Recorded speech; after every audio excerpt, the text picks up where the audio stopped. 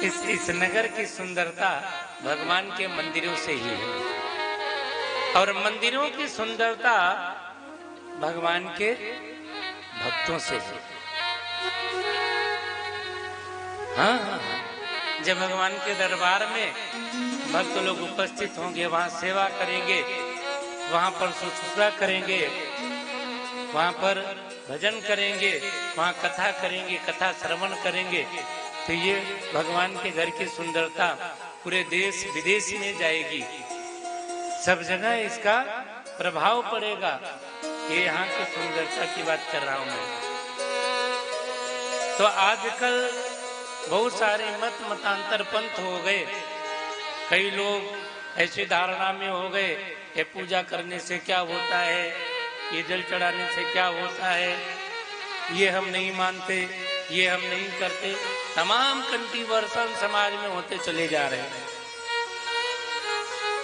मेरे भाई बहन, उस समय जो सुखदेव जी महाराज थे, भभूति लगा करके, लंगोटी पहन करके माखन चोर की कथा श्रवण करा रहे हैं। 12 वर्ष तक भगवत कृपा से मां के गर्भ में रहे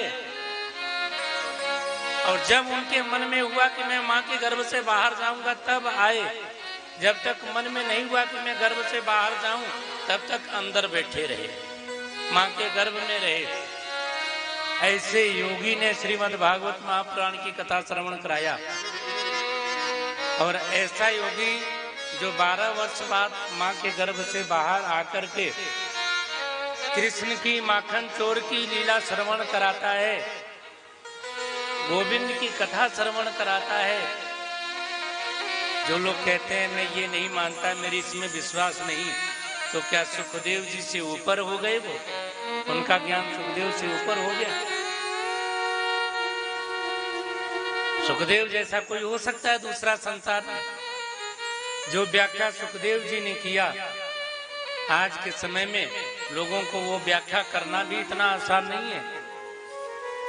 अभी हम लोग कश्मीर में श्रीमद् भागवत महापुराण की कथा वहां हुई थी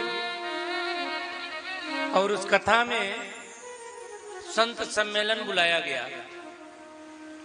संपूर्ण भारतवर्ष से बड़े बड़े विद्वानों को उस संत सम्मेलन में, कथा आयोजन में बुलाया गया।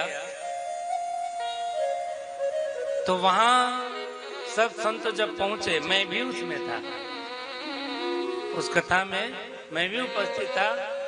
वो भी लाइव टेलीकास्ट चैनल पे हो रहा था, सारा देश देख रहा था। तो कथा में एक दिन की प्रवचन में एक श्लोक रख दिया गया, दूसरे दिन दूसरा श्लोक रख दिया गया और तीसरे दिन तीसरा श्लोक रखा गया। एक श्लोक के ऊपर सभी महात्माओं को प्रवचन करना।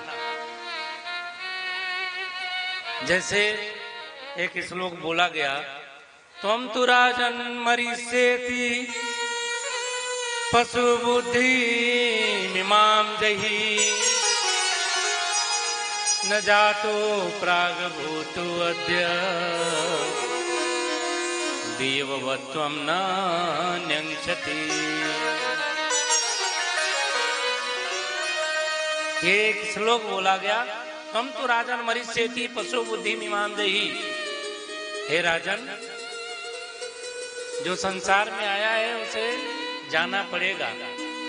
मैं देह हूं, मैं मरूंगा और मैं पैदा होऊंगा, ये भाव छोड़ो। ये शरीर मिला है और ये शरीर छूट जाएगा, लेकिन तुम आत्मा हो। आत्मा न मरती है, न जलती है, न कटती है। आत्मा कल भी थी, आत्मा आज भी है और आत्मा कल भी रहेगी। हम लोग जिस शरीर पर अभिमान करते हैं, ये शरीर पैदा होने से पहले भी कहीं था? कभी सोचा? जब हम नहीं पैदा हुए थे उससे पहले भी तो कहीं रहा होगा। उस समय क्या करता होगा? और एक न एक दिन हम लोग जिस संपत्ति के मालिक बने हैं, जिसके लिए झगड़ते लड़ते रहते हैं, वो छोड़ करके चले भी जाएंगे, मरना भी पड़ेगा। पड़ेगा ना, नहीं पड़ेगा मरना? मरना भी पड़ेगा, छोड़कर जाना भी पड़ेगा, ये भी पक्का है। लोग बेटे को बड़े चाव से पढ़ाते हैं, बड़ा होगा बेटा मेरी सेवा करेगा, मेरी देख रेख करेगा, मेरा नाम ऊंचा करेगा, मेरा नाम रोशन करेगा, मेरा नाम बढ़ाएगा।